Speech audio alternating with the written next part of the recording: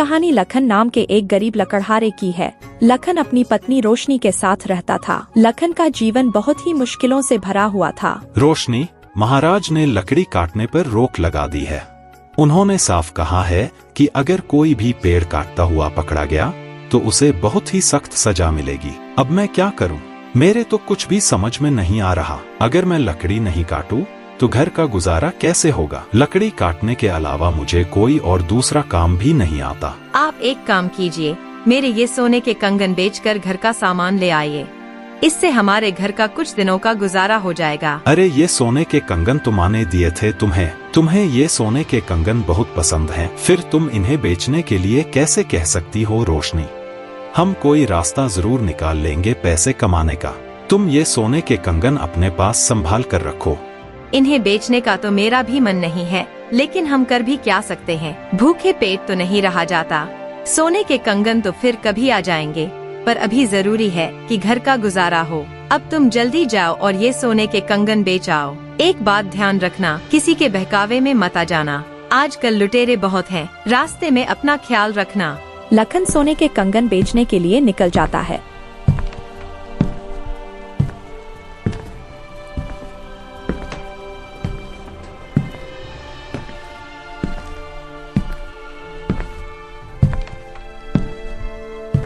रास्ते में उसे भानु नाम का आदमी मिलता है। भानु लखन से कहता है, अरे क्यों भाई लखन, इतनी जल्दी में कहाँ जा रहे हो? लगता है किसी जरूरी काम से जा रहे हो। हाँ भाई भानु, मैं एक जरूरी काम से जा रहा हूँ। दरअसल मैं अपनी पत्नी के सोने के कंगन बेचने जा रहा हूँ। तुम तो जानते ही हो, महाराज ने लकड़ी काटने पर रोक लगा दी है। घर में एक पैसा भी नहीं है, इसलिए मैं ये कंगन बेचने जा रहा हूँ। इन्हें बेचकर जो भी पैसे मिलेंगे उनसे थोड़े दिनों का गुजारा हो जाएगा।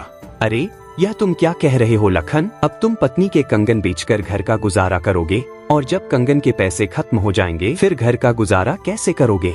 अरे यह तो मैंने सोचा ही नहीं, लेकिन मुझे लकड़ी काटने के अलावा और कोई काम आता भी नहीं है। फिलहाल इन कंगन को बेचकर कुछ दिनों का गुजारा हो जाएगा, उसके बाद मैं कोई और काम देख लूंगा। अगर तुम चाहो तो मैं तुम्हें एक सुझाव दे सकता हूँ।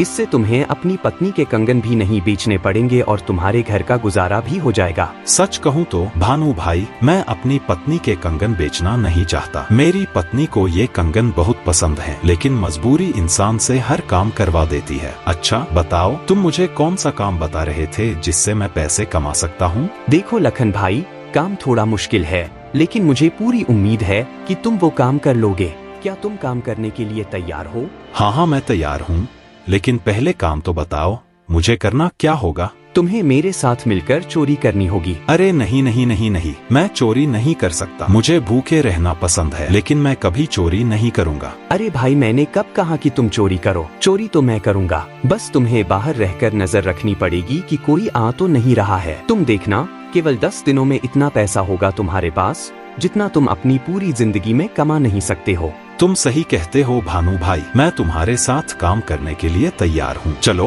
अब बताओ, हमें चोरी कहाँ करनी है? लखन चोरी करने के लिए तैयार हो जाता है। दोनों चोरी करने निकल पड़ते हैं।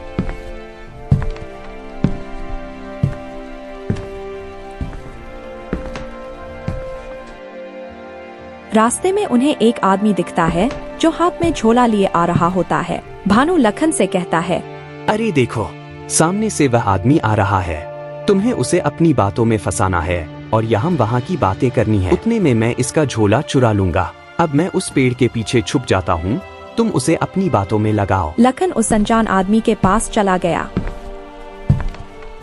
और फिर उसे अपनी बातों में उलझाने लगा। अरे भाई साहब, मैं इस गांव में पहली बार आया हूँ। अगर आप मुझे सहजानपुर जाने का रास्ता बता देंगे तो आपकी बड़ी कृपा होगी। अरे क्यों नहीं, मैं अभी तुम्हें जाने का रास्ता बताता हूँ। तुम एक काम करो, इस रास्ते पर सीधे चले जाओ। थोड़ी दूर चलने के बाद तुम्हें एक गाँव दिखेगा, लेकिन वो सहजानपुर का गांव नहीं है। अभी तुम्हें और आगे चलना पड़ेगा। 2 मील चलने के बाद तुम्हें दूसरा गांव दिखाई देगा और उसके बराबर से एक रास्ता जा रहा है। तुम उसी रास्ते पर चले जाना, वो तुम्हें सहजानपुर पहुंचा देगा। उतने में ही भानु चुपचाप अनजान आदमी के हाथ से झोला चुरा कर ले जाता है। सहजानपुर गांव का रास्ता तो बहुत ही मुश्किलों से भरा हुआ है, लेकिन अच्छा भाई, अब मैं चलता हूँ। रास्ता बताने के लिए तुम्हारा बहुत बहुत शुक्रिया। इतना कहकर लखन वहाँ से फरार हो जाता है। जब अनजान आदमी को अपने झोले की याद आती है तो वह घबरा कर चिल्ला उठता है, अरे मेरा झोला कहाँ गया? लगता है वह रास्ता पूछने वाला चुरा कर ले गया। अब मैं क्या करूं? मैं तो लुट गया, बर्बाद हो गया। मेरी पूरी महीने की तनख्वाह चुरा ले गया, कम बखत। अब मैं अपनी पत्नी को क्या जवाब दूंगा? अगर मैंने उसे पैसे नहीं दिए तो वह तो मेरे बाल नोच डालेगी। ए ईश्वर, मेरी मदद कर। आज के जमाने में किसी के साथ भलाई करना गलत है। भानु और लखन थोड़ी दूर जाने के बाद एक सुरक्षित जगह पर रुकते हैं और झोला खोलते हैं। उस झोले में बहुत सारे पैसे निकलते हैं। देखो भाई, मैंने तुमसे कहा था कितने सारे पैसे हैं। इतने के तो तुम्हारी पत्नी के कंगन भी नहीं बिकते। अब इन पैसों में से आधे तुम्हारे और आधे मेरे होंगे। याद रखना, आज रात हम अमीर चंद के घर में चोरी करेंगे। अच्छा, अब मैं चलता हूँ। भानु लखन को आधे पैसे देकर चला जाता है और लखन भी अपने घर की ओर निकल जाता है।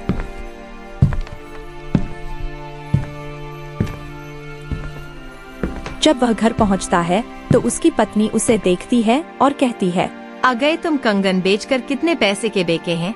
लाओ जल्दी पैसे दे दो, मैं घर का सामान ले आती हूँ। अरे रोशनी, यह लो पैसे और ये तुम्हारे कंगन। भानु घर के अंदर चोरी करने चला जाता है। इन्हें संभाल कर रखना, अब हमें कंगन बेचने की कभी जरूरत नहीं पड़ेगी। जाओ, अब इन पैसों से घर का सामान ले आओ, जल्दी जाओ, मुझे बहुत तेज भूख लगी है। यह तुम इतने सारे पैसे कहाँ से लेकर आए हो? कहीं तुमने कोई गलत काम तो नहीं किया? अरे तुम यह क्या कह रही हो रोशनी? मैं भला गलत काम क्यों करूँगा? ये पैसे मेरे एक दोस्त ने दिए हैं और उसने मेरी नौकरी भी लगवा दी है। जब मुझे पैसे मिलेंगे तो मैं उसके पैसे लौटा दूंगा। लखन अपनी पत्नी से झूठ बोल देता है और रात होने पर भानु के पास चोरी करने के लिए चला जाता है।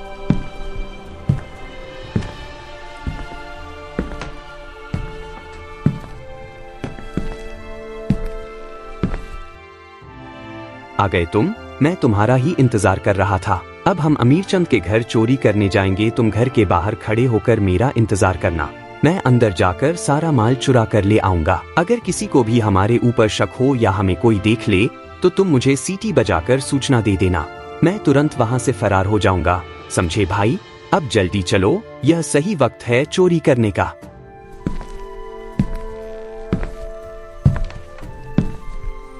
जबकि लखन चौकस होकर अपनी नजरें चारों ओर गड़ाए रखता है, तभी उसकी नजर एक बांसुरी पर पड़ती है।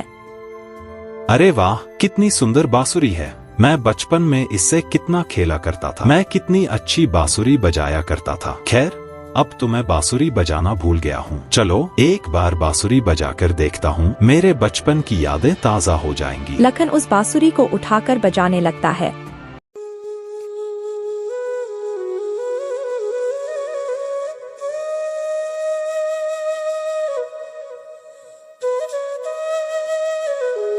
बांसुरी की आवाज सुनकर कुछ गांव वालों की आंख खुल जाती है और भानु भी घबराने लगता है। अरे, यह कौन बेसुरा है जो इतनी रात को बांसुरी बजा रहा है? लोगों का सोना हराम कर रहा है। यह मुझे मरवा के ही छोड़ेगा। लखन बांसुरी बजा ही रहा होता है कि तभी एक गांव वाला उसकी ओर आता है और कहता है, अरे कौन हो तुम? पहले तो कभी नहीं देखा तुम्हें इस गांव में, और यह बांसुरी बजाकर लोगों की नींद क्यों खराब कर रहे हो?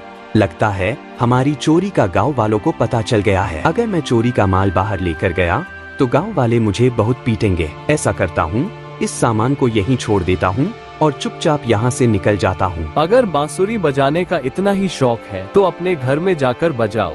यहाँ क्यों लोगों की नींद खराब कर रहे हो? मुझे लगता है कि तुम कोई पागल हो। भानु यह सब खड़ा होकर सुन रहा होता है। फिर गांव वालों के पास आकर कहता है, तुम सही कह रहे हो भाई, यह पागल है। इसका जहाँ भी मन करता है वहीं बांसुरी बजाना शुरू कर देता है। अरे, तुम इसे माफ कर दो, अब यह आगे से ऐसा नहीं करेगा। तुम कह रहे हो इसलिए छोड़ रहा हूँ, वरना इसे अभी महाराज के पास ले जाता और सख्त से सख्त सजा दिलवा देता। सारी नींद खराब कर दी मेरी। पागलपन की भी हद होती है। वह आदमी वहाँ से चला जाता है, लेकिन भानु को लखन पर बहुत गुस्सा आता है। अच्छा, तो बांसुरी तुम बजा रहे थे?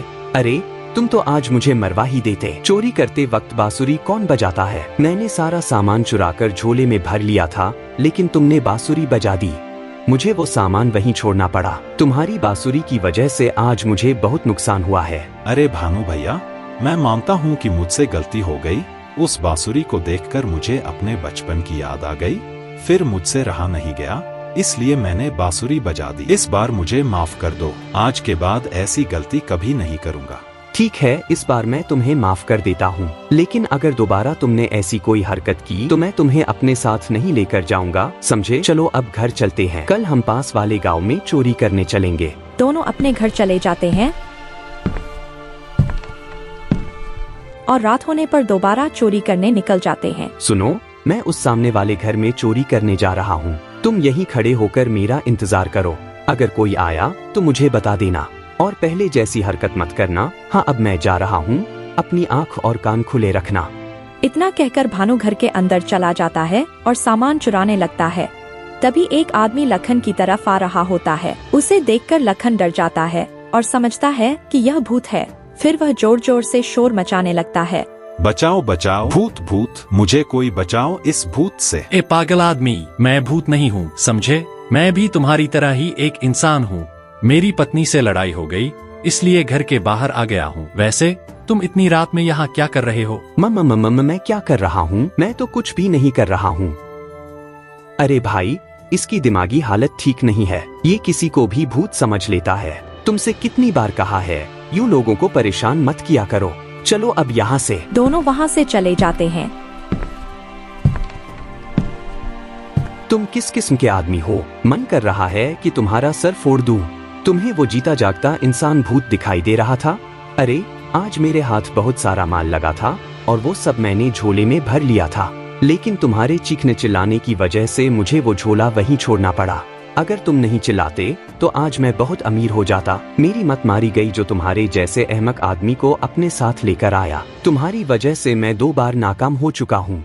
आज के बाद तुम मेरे साथ मत आना, वरना किसी दिन मैं पकड़ा जाऊंगा। लखन अपने घर चला जाता है और सारी बात अपनी पत्नी को बताता है। तुमने तो मुझसे कहा था कि तुम कोई गलत काम नहीं कर रहे हो। क्या चोरी करना सही काम है? रोशनी, मुझसे बहुत बड़ी भूल हो गई। मैं कसम खाता हूँ कि आज के बाद कभी भी कोई गलत काम नहीं करूँगा और ना ही कभी उस भानु के साथ रहूँगा। लखन चोरी का काम छोड़ देता है और एक बनिए की दुकान पर मजदूरी का काम करने लगता है और दूसरी तरफ राजा भानु को चोरी करते वक्त पकड़वा लेता है और भानु को कड़ी से कड़ी सजा दे देता है। तो दोस्तों, आज की कहानी कैसी लगी कमेंट में जरूर बताएं।